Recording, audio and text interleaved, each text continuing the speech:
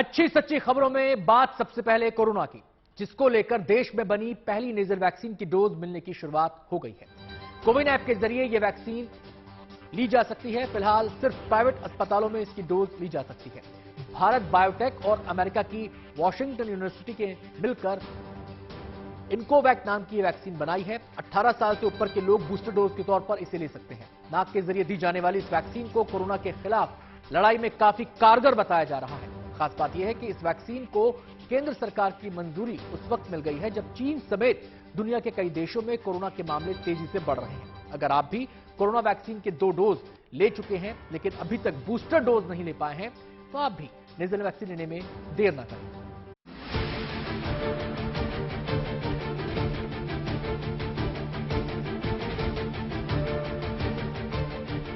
चीन में कोरोना भले ही कोहराम मचाए हुए हो, लेकिन भारत में कोरोना को लेकर एक से बढ़कर एक ऐसे कदम उठाए जा रहे हैं जिससे संभावित खतरे को टाला जा सके। सबसे बड़े वैक्सीनेशन कार्यक्रम के तहत हिंदुस्तान पहले ही रिकॉर्ड कायम कर चुका है और अब इस कड़ी में एक और मील का पत्थर साबित हो सकती है नेजल वैक्सीन।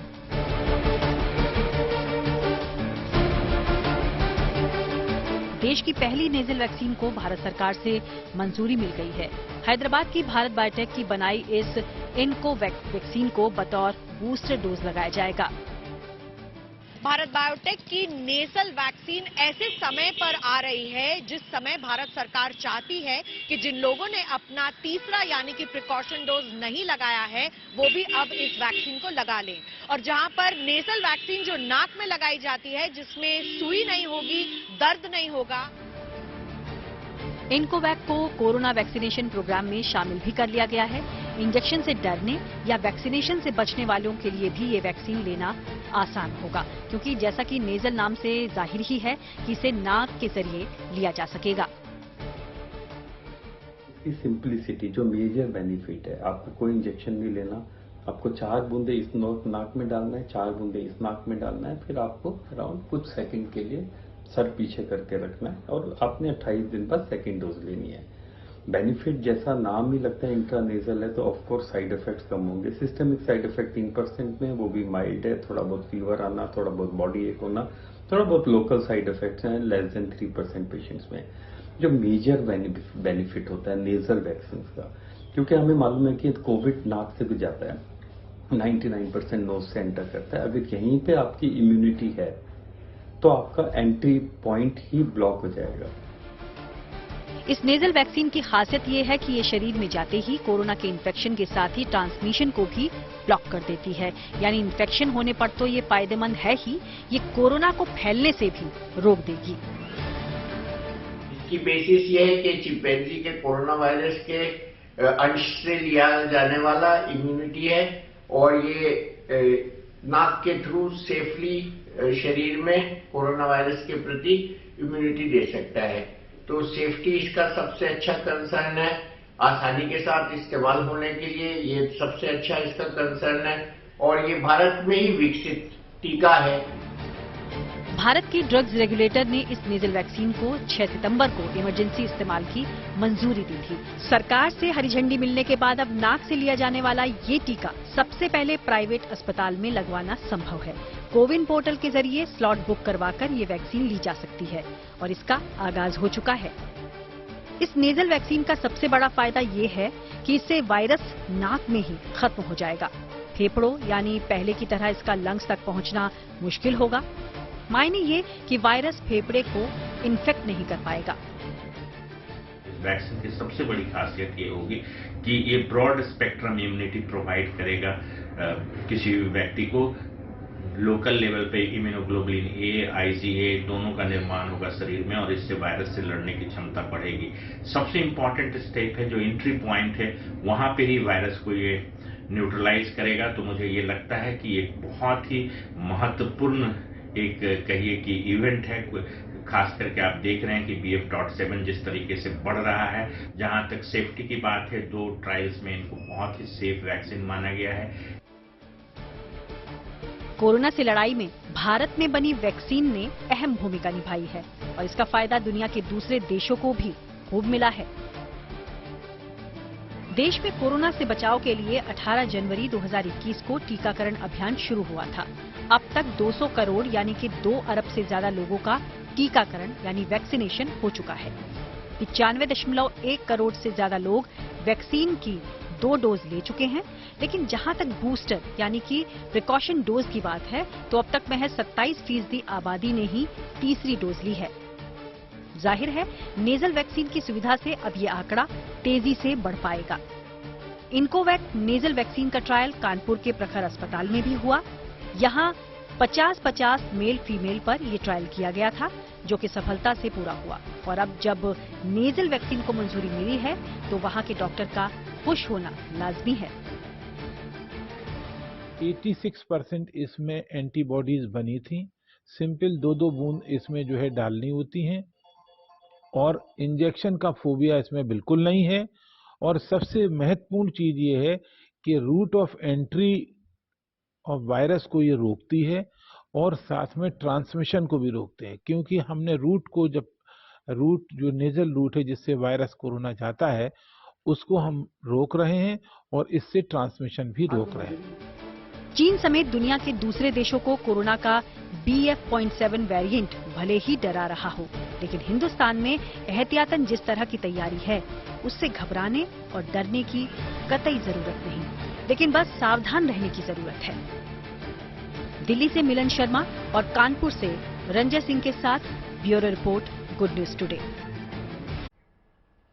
केंद्रीय स्वास्थ्य मंत्री मनसुख मांडविया ने कोरोना को लेकर सभी राज्यों के स्वास्थ्य मंत्रियों के साथ बैठक की। वीडियो कॉन्फ्रेंसिंग के जरिए हुई इस हाई लेवल मीटिंग के दौरान उन्होंने कोरोना की रोकथाम की तैयारियों पर चर्चा की। बैठक में स्वास्थ्य मंत्री ने सभी राज्यों और केंद्र शासित प्रदेशों को नए साल के जश्न समेत आने वाले त्योहारों को ध्यान में रखते हुए test, track, treat and vaccination पर ध्यान देने के लिए कहा। साथ ही उन्होंने मास्क पहनने, हाथ साफ रखने, सोशल डिस्टेंसिंग बनाए रखने जैसे कोविड प्रोटोकॉल का पालन कराने के भी निर्देश दिए हैं। चीन में कोरोना ब्लास्ट को देखते हुए भारत ने इनकोवैक नाम की नेजल वैक्सीन को नए हथियार के तौर पर मंजूरी दे दी है।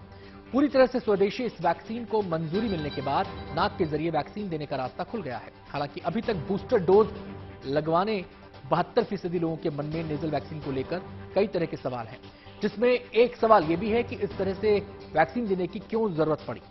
ऐसे कई और सवालों के जवाब तलाशने की कोशिश की हमारे सहयोगी वरुण सिन्हा ने। देश भर में कोरोना को लेकर चिंता है और शायद यही वजह है कि एक के बाद एक मीटिंगों का दौर चल रहा है। ऐसे में अब एक नई खबर यह है कि नेजल वैक्सीन को केंद्र सरकार ने परमिशन दे दी है। भारत बायोटेक की इस नेजल वैक्सीन से फायदे क्या हैं और किस तरीके से ट्रायल बेस चला है, ये भी आप समझ लीजिए। इसका 3 फेज में ट्रायल चला। ऐसे में पहले और दूसरे फेज में जिस तरीके से रिएक्शन आए, जिस तरीके से चीजें देखने को मिली, सीधे तौर पर तीसरे फेज में जानने का प्रयास किया गया कि अगर इसको बूस्टर डोज के जरिए दिया जाता है तो कितना ज्यादा फायदेमंद साबित हो सकता है। तो तीसरे फेज में 3000 लोगों पर ट्रायल किया गया और साथ में बूस्टर डोज के नाम पर 885 लोगों को ये डोज दी गई, जिसका रिएक्शन जो था, जिसके रिजल्ट जो थे वो बेहद संतोषजनक थे। शायद यही वजह है कि इस हालात में, इस परिस्थिति में केंद्र सरकार ने इस वैक्सीन को हरी झंडी इसलिए भी दी है क्योंकि ये वैक्सीन सीधे नोजल यानी कि नाक के जरिए दी जाएगी और इससे फायदा ये होगा कि जो संक्रमण की सबसे ज्यादा कहा जाता है जगह होती है, वो नाक के जरिए ही ये संक्रमण फैलता है। और शायद यही वजह है कि नेजल वैक्सीन सीधे तौर पे इस संक्रमित करने वाली जगह को सेफ रखेगी, इम्यूनिटी स्ट्रांग करेगी और आने वाले दिनों में जो कोविड के लिए हमें लड़ाई लड़नी है उसको ध्यान में रखते हुए ये वैक्सीन अपने आप कारगर साबित होने वाली है। कैमरा पर्सन मिदुल के साथ Varun Sinha, good news today के लिए। गुजरात में कोरोना के किसी भी तरह के खतरे से निपटने के लिए प्रशासन अलर्ट है। BF.7 वेरिएंट के केस मिलने के बाद यहां एहतियात बरती जा रही है। अहमदाबाद में गुजरात के सबसे बड़े कोविड अस्पताल में पुख्ता तैयारी शुरू कर दी गई है। इस सिविल अस्पताल में ऑक्सीजन से लेकर इंजेक्शन तक के इंतजाम किए जा रहे हैं। ये रिपोर्ट देखिए। चाइना में जिस तरीके से कोरोना के मरीजों की तादाद बढ़ रही है, उसके बाद भारत सरकार के जरिए भी हाई लेवल मीटिंग बुलाई गई। और अगर गुजरात की बात की जाए तो गुजरात में भी सारे प्रिकॉशन जो है वो लिए जा रहे हैं। अब तक BF.7 के जो वेरिएंट है उस वेरिएंट के करीब 3 केस सामने आ चुके हैं। तो वही जो अहमदाबाद के अस्पताल है उन्हें भी अब एक बार फिर कोविड के लिए सामने लोगों को ट्रीटमेंट के लिए यहाँ पे तैयार किया जा रहा है। आप देख सकते हैं इस वक्त हम मौजूद है अहमदाबाद के सिविल अस्पताल में, ये वही सिविल अस्पताल है जहां पे हमने दूसरी वेव में एक पूरी लाइन कतार से लोगों को एम्बुलेंस के अंदर देखा था और अब यहाँ पे पूरी तरीके से इस वक्त अगर बात की जाए तो एक भी मरीज यहाँ पे हॉस्पिटल में एडमिटेड नहीं है। लेकिन दूसरी वेव के बाद सरकार ने यहाँ पे ये 20,000 जो किलो है उसका ये ऑक्सीजन प्लांट यहाँ पे लगाया हुआ है।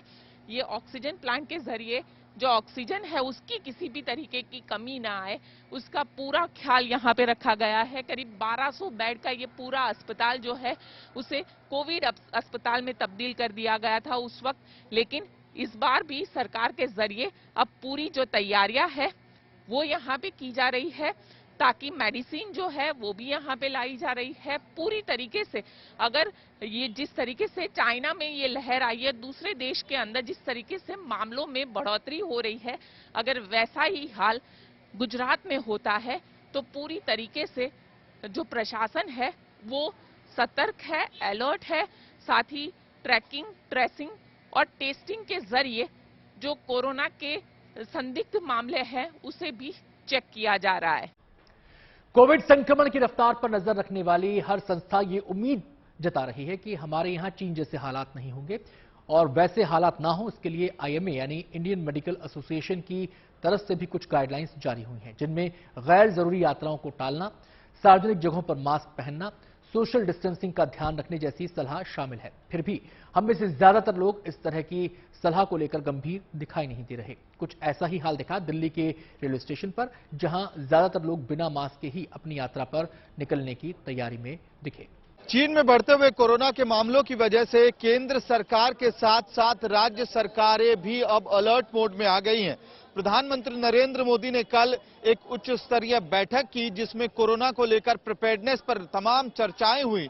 तो दिल्ली में मुख्यमंत्री अरविंद केजरीवाल ने हाई लेवल मीटिंग रखकर दिल्ली की तैयारियों पर चर्चा की कि किस तरह से ऑक्सीजन सप्लाई चेन को स्ट्रांग किया जाए, टेस्टिंग फैसिलिटी को ठीक किया जाए, रैंडम चेकिंग्स को शुरू किया जाए दिल्ली में, उसके साथ साथ बेड कैपेसिटी को भी बढ़ाने की बात कही गई।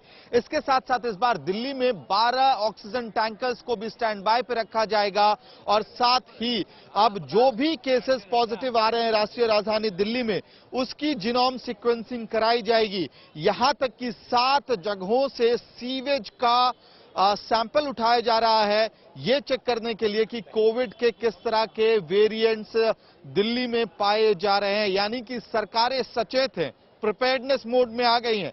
इस वक्त हम नई दिल्ली रेलवे स्टेशन पे हैं, वो इलाका जहां पे सबसे ज्यादा भीड़ भाड़ दिल्ली में एनसीआर में देखने को मिलता है। वजह यह है, कारण यह है कि ये छुट्टियों का समय है। लोग इस वक्त बड़ी तादाद में या तो दिल्ली से बाहर जा रहे हैं या फिर वापस आ रहे हैं। सवाल यही है कि सरकारें सचेत हैं, लेकिन लोगों के अंदर कितनी इस वक्त सजगता है, क्या चेहरों पे मास्क दिखाई दे रहा है, ये बड़ा सवाल है। और इस सवाल का जवाब तस्वीरों में ही हम आपको दिखा रहे हैं, जहां पे नई दिल्ली रेलवे स्टेशन से लोग बाहर निकलते हुए आपको दिख रहे हैं। बहुतायत में लोगों के चेहरे पे कोई मास्क नहीं दिखेगा। हाँ, कुछ सजग लोग दिखेंगे जिनके चेहरे पे मास्क है और ये आंकड़े धीरे धीरे बढ़ेंगे भी, क्योंकि कोविड को लेके एक फटीग है। कहीं ना कहीं अभी गाइडलाइंस नहीं आए, नियम कानून नहीं आए, इसकी वजह से भी संभवतः लोग मास्क पहन के नहीं घूम रहे हैं। क्रिसमस में एक दिन बचा है और न्यू ईयर भी आने वाला है। कोविड के खतरे के बावजूद ज्यादातर लोग सेलिब्रेशन के मूड में हैं। इन दिनों कुछ लोग देश के बाहर भी घूमने जाएंगे, क्योंकि देश विदेश आने जाने वाली हवाई यात्राओं पर अभी तक कोई रोक नहीं है।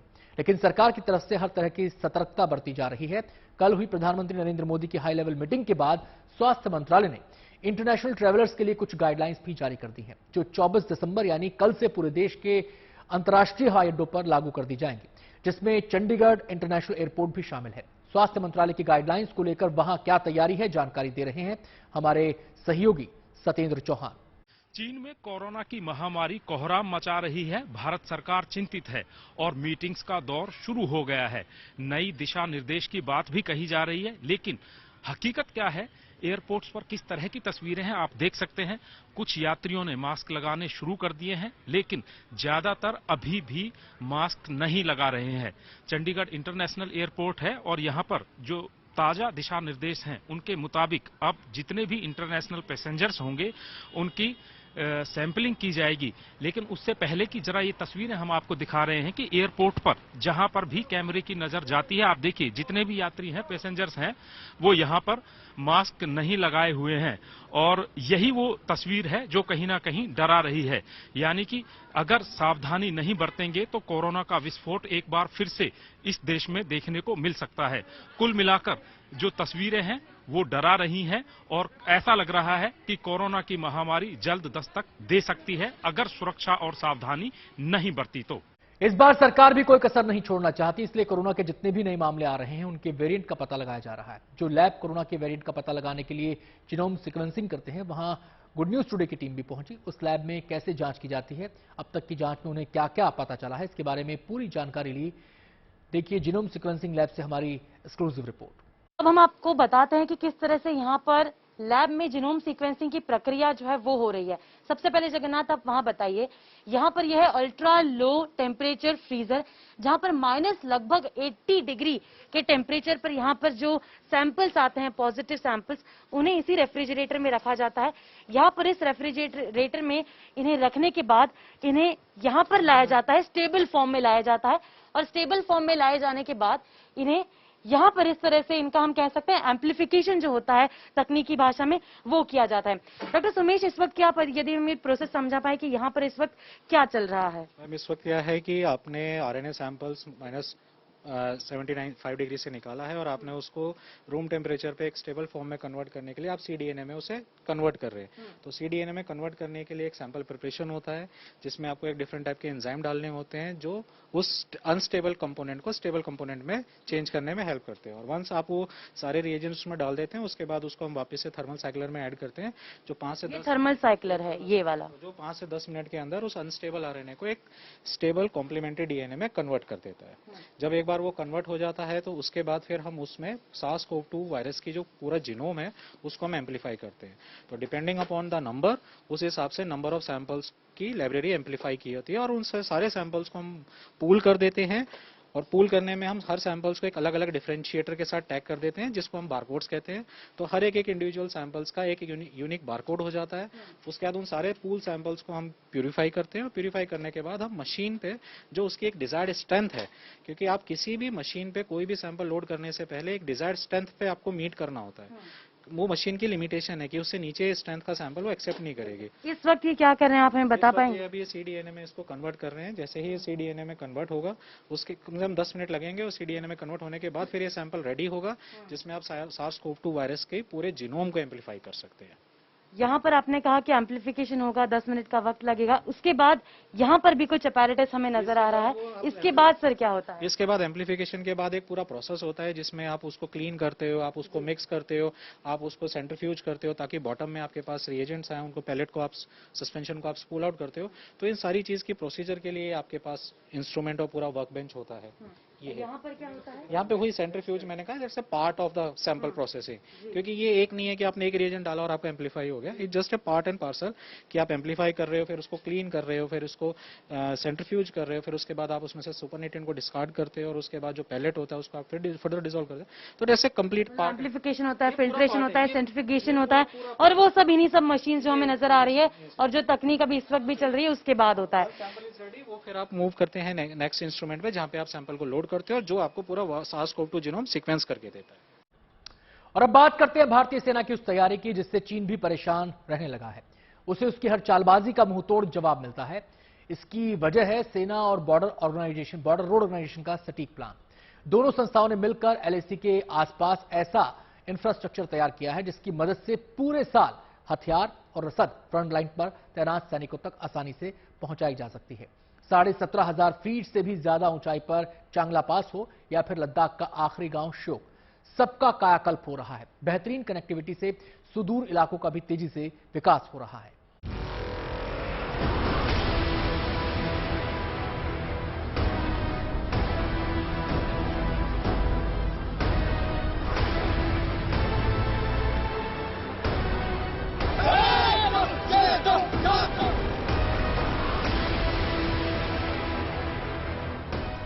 सरहद पर दुश्मनों के नापाक मंसूबों को चकनाचूर करने के लिए भारत हर तरह से तैयार है।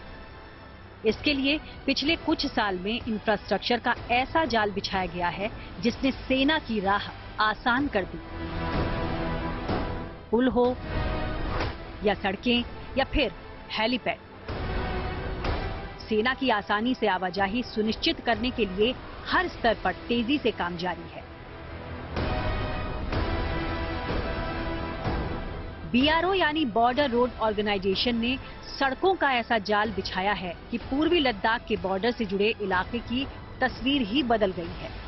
मसलन इसी दुर्बुक दौलत बेग ओल्डी रोड को देख लीजिए, जहां की सड़क से आवाजाही इतनी आसान हो गई है कि सेना को बहुत कम समय में LAC यानी लाइन ऑफ एक्चुअल कंट्रोल तक मदद पहुंच सकती है। आप यकीन नहीं करेंगे कि भारतीय सेना के लिए ये सड़क एक जीवनधारा से कम नहीं है।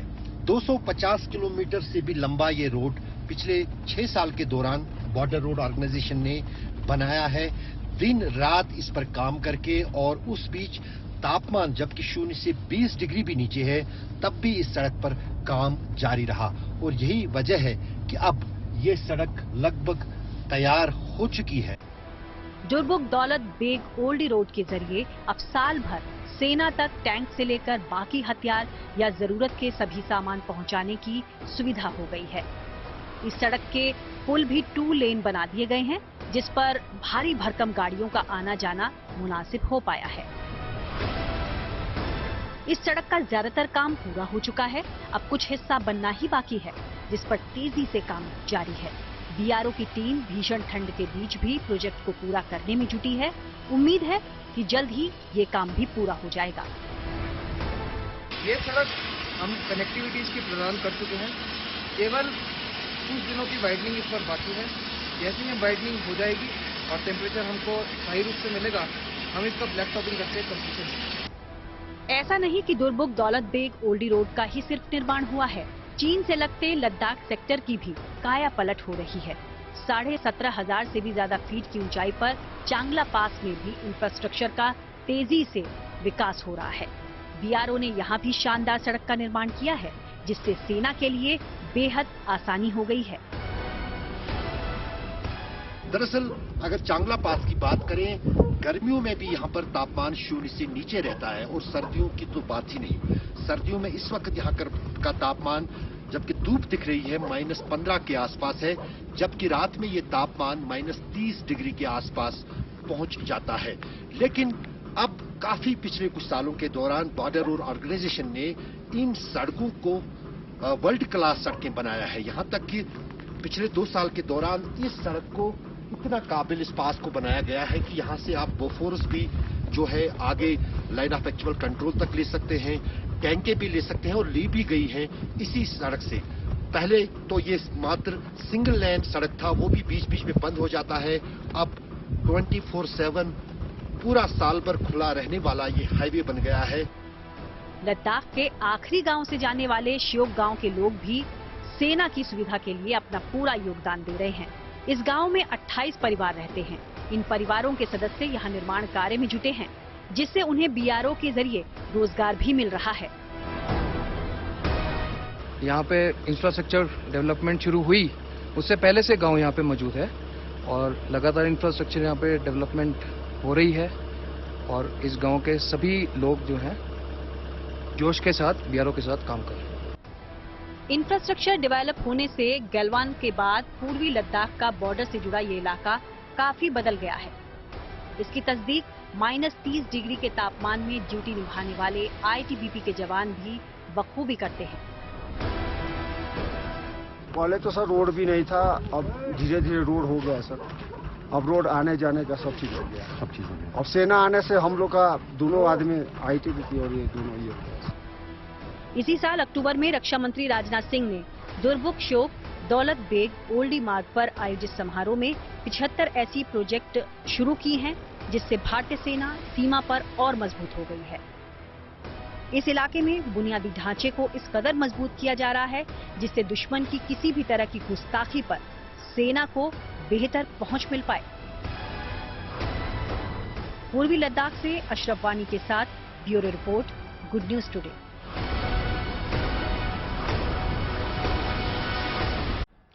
बीते कुछ सालों में एलएसी के आसपास हिंदुस्तान का इंफ्रास्ट्रक्चर कितना मजबूत हुआ है और इसका सामरिक महत्व क्या है, ये समझा रहे हैं हमारे संवाददाता सुमित चौधरी। भारत और चीन के बीच में लड़ाई या फिर आपस में खींचतान सिर्फ जमीन को लेकर नहीं है, बल्कि जमीन पर जल्द से जल्द इंफ्रास्ट्रक्चर को खड़ा करने के लेकर भी है। और यही वजह है कि दोनों देश, खासतौर पे भारत भी बहुत तेजी से अपने इंफ्रास्ट्रक्चर को उन इलाकों में मजबूत कर रहा है जो फॉरवर्ड इलाके माने जाते हैं, ना सिर्फ पूर्वोत्तर के राज्यों में बल्कि लद्दाख के इलाकों में भी। करीबन मैं आपको एक साल के आंकड़ों के बारे में बात करें या बताएं तो दरअसल अभी तक एलएसी पे यानी लद्दाख के इन इलाकों में 43 यानी 43 के करीब नई सड़कों को बना लिया गया है और करीबन 3000 किलोमीटर से ज्यादा की इन सड़कों का निर्माण पूरी तरीके से कर लिया गया है। इसके अलावा पिछले 2 सालों में 22,000 से ज्यादा सैनिकों के लिए टेम्परेरी शेल्टर्स या फिर जहां पर वो रह सकते हैं वो भी बनाया गया है। इसके अलावा जिसमें 450 से ज्यादा भारी वाहन यानी टैंक या आर्टिलरी गन्स को रखा जा सकता है। इसके अलावा सुरंग गुफा का भी निर्माण पूरा कर लिया गया है या फिर लगातार इसको लेकर बहुत तेजी से काम किया जा रहा है। इंफ्रास्ट्रक्चर पर दोनों ही देश, खासतौर पर भारत, बहुत तेजी से काम कर रहा है और इंफ्रास्ट्रक्चर को बढ़ाने के लिए बीआरओ ने कई जगहों पर 17 से 18,000 फीट की ऊंचाई से भी ज्यादा सड़कें बनानी शुरू कर ली है या फिर उनको पूरी तरीके से खत्म कर दिया। करीब 65% से ज्यादा का काम पूरा कर लिया गया है और बहुत तेजी से बचे हुए काम को पूरा किया जा रहा है। इंफ्रास्ट्रक्चर में पिछले 2 सालों में 22,000, मैं आपको बता रहा था कि कैसे 22,000 से ज्यादा सैनिकों के रखने की जगह बनाई गई है, टेम्परेरी शेल्टर्स, और इनको परमानेंट भी किया जा रहा है ताकि आने वाले वक्त में अगर जरूरत पड़ सके तो और ऐसे शेल्टर्स को बनाया जा सके जहां पर जवान आसानी से रह सके।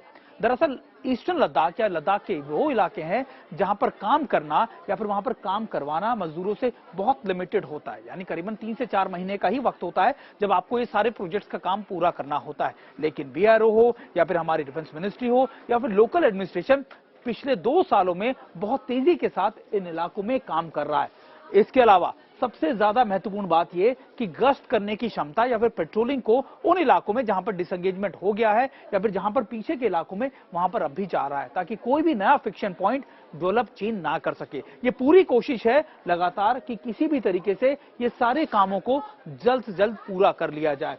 और इसके अलावा अगर आप बताएं तो नए आपको जो न्योमा के अंदर एक नए एयरफील्ड के काम को भी बीआरओ को सौंप दिया गया है। बीआरओ उस पर बहुत तेजी से काम कर रहा है। बीआरओ उस एयरफील्ड को बनाने का तो ना सिर्फ लेह के ऊपर बल्कि कई दूसरे एयरफील्ड के ऊपर भी या फिर आप हेलीपैड्स के ऊपर भी वो उन पर ज्यादा क्षमता या फिर आप उनके ऊपर ज्यादा फोकस नहीं करना होगा, ऑल्टरनेटिव खड़ा करने की कोशिश की जा रही है। और यही वजह है कि इन इलाकों में सारी जगह काम किया जा रहा है। और सबसे महत्वपूर्ण बात यह कि एलएसी से सटे इलाकों में 4G नेटवर्क लाया जा रहा है। एक साल में 23 से ज्यादा नए नेटवर्क लगाए गए हैं। इसमें सबसे महत्वपूर्ण है डेमचौक का वो इलाका जहां पर पिछले कई दशकों से नेटवर्क नहीं आते थे, जिसको लेकर कई बार ये सवाल खड़े किए गए। लेकिन सरकार ने इन इलाकों में भी 4G नेटवर्क या फिर आप कह सकते हैं कि जो साइबर केबल्स हैं उनको पहुंचा दिया है या फिर आप फाइबर केबल्स को पहुंचाने के साथ साथ इन इलाकों में सड़कों के निर्माण के कार्यों को भी बहुत तेजी से आगे बढ़ा है। दरअसल ये तो बिल्कुल साफ है कि भारत ये बहुत पहले से जानता था कि चीन इन इलाकों में इंफ्रास्ट्रक्चर के सुविधाओं के ना होने का फायदा उठाएगा, अपने जवानों को पहुंचाएगा और यही वजह है कि इन इलाकों में पहले से फोकस कर कामों को बहुत तेजी से किया गया। और आने वाले वक्त में इन इलाकों को ऐसा कर दिया जाएगा कि सेना रात दिन यहां पर मूवमेंट कर सके और मुस्तैद रह सके। और अब बात आस्था के दरबारों की, जहां नए साल पर उमड़ने वाले श्रद्धालुओं के सैलाब को लेकर तैयारियां दुरुस्त की जा रही हैं ताकि श्रद्धालुओं को किसी तरह की परेशानी का सामना ना करना पड़े। माता वैष्णो देवी के दरबार में श्रद्धालुओं को सुगम दर्शन कराने की व्यवस्था कर ली गई है। सुरक्षा के भी पुख्ता इंतजाम किए गए हैं। इसी तरह नववर्ष पर साईं के दरबार में भी भक्तों की भीड़ उमड़ने की उम्मीद है। इससे पहले क्रिसमस है तो इन दोनों के लिए के ही स्वागत की तैयारी यहां पुख्ता है।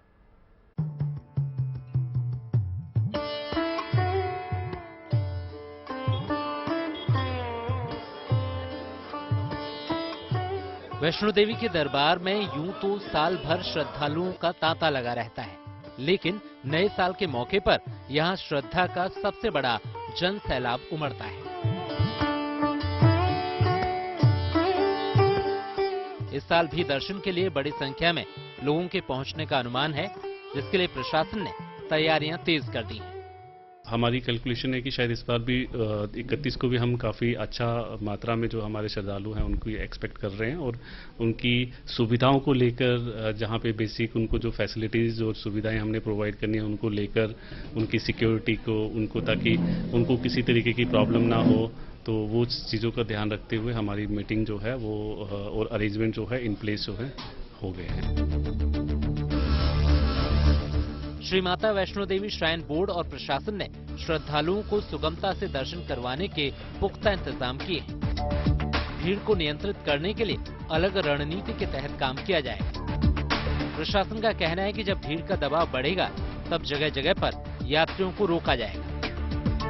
तो ये एक श्री माता वैष्णो देवी श्राइन बोर्ड की बड़ी अच्छी मुहिम है, जिससे कि हम जो है डिजिटली चेक कर सकते हैं कि कहाँ से कितने लोग जो हैं किस स्पॉट पे इस समय खड़े हैं और कितनों ने इस स्पॉट को क्रॉस किया, तो उसको जो है अच्छे से इम्पोज किया जाएगा। और डिजिटल तरीके से जो है क्राउड मैनेजमेंट करने का एक बहुत अच्छा नया जो इनिशिएटिव है वो भी इसमें हेल्प करेगा। सुरक्षा के पुख्ता इंतजाम किए गए हैं।